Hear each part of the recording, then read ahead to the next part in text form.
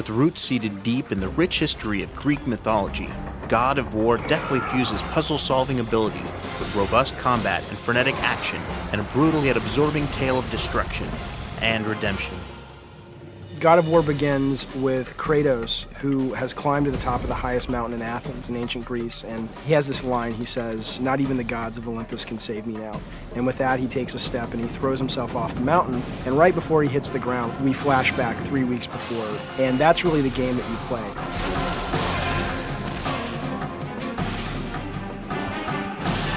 When bringing God of War to life, the development team went back to their childhoods, where their passion for storytelling and Greek myths began.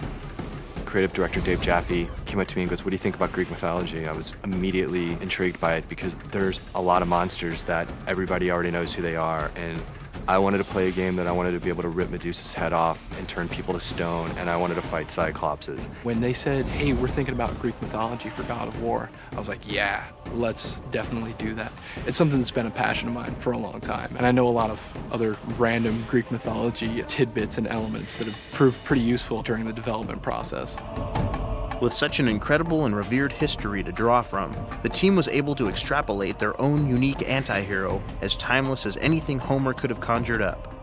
Kratos was a warrior in the Spartan army, and there was this one battle, and Kratos is there. He's about to just get killed by the barbarian king, and he calls out to Ares, the god of war, and says, "Make me this great warrior, save my men, save me, and my soul is yours." And Ares gives Kratos these blades that are attached to these chains, and he's now bound to these blades called the Blades of Chaos forever. These chains are as menacing as the warrior wielding them, but they aren't the only way to effectively dispatch your enemies.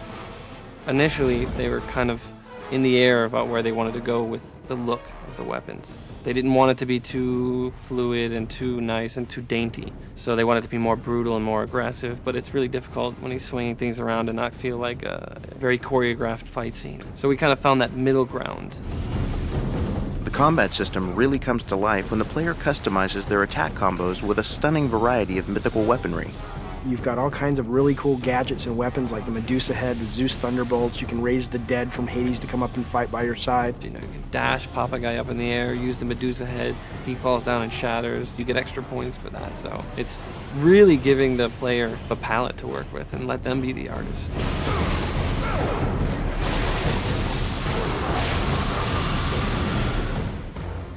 In its quest to appeal to slightly more mature gamers, God of War places a strategic emphasis on puzzles that require more thinking than most games of the action-adventure genre. Most games today, the puzzle is pull the lever, the door opens, or find the key, put the red key in the red door, and it's just like, you've got to be kidding me. It's like, I was so excited to bring real puzzles back to this genre. There are a lot of different ways to approach any given situation in God of War. You could be confronted with something that seems sort of insurmountable just by going in there and doing the combat, but if you think about it a little bit, there are resources made available to you in the level that'll allow you to get around that situation a little bit easier. God of War is one of the most graphically impressive games ever created for the PlayStation 2, with stunning environments that are as vast as they are intricately detailed. I'm always the guy that the engineers want to strangle because I try to absolutely push this engine to the max. In the opening level of the Hydra, we've got thousands of particles that are on screen. I wanted to have reflective surfaces that look like puddles where when the player walks through you can see his reflection. I wanted to have tons of geometry. I wanted to have wood splattering everywhere. I wanted to have 30 guys on screen. That's what we wanted to accomplish, something that was just visceral and massive. All that kind of stuff is a programmer's nightmare, basically, because you have to kind of make sure that your engine runs as fast as it possibly can in every different scenario that the designers and artists have managed to create while building the game, and that's kind of a big challenge. So what we've done is just be very careful to make sure that all of our tools allow us to give good instruction to the artists and designers and how each of the different scenes in the game can be made to run as fast as they possibly can. Plus you've got like all this fog in the background and one fog coming off of the water, particles spraying over the mast. We wanted the first level of God of War just to be something that, you know, was going to make you want to play the rest of the game. The producers know that the key to a great game is to engage the player at an emotional level, and God of War aims to do just that. I think anytime you make a game, you set out to try to make emotion in the game. That when the player is playing the game, he feels emotion. And if it's gripping the controller tighter, if it's having to put it down and walk away because your heart's pounding, if it's just that you're having so much fun that you forget to go to sleep or you're late for your job because you're trying to solve a puzzle. I mean, that's what we wanted to create. By utilizing the stories from our ancient past, God of War delivers the cutting-edge game of the future and what's sure to become a classic. But there's more to this game than meets the eye, and additional secrets will be revealed next month.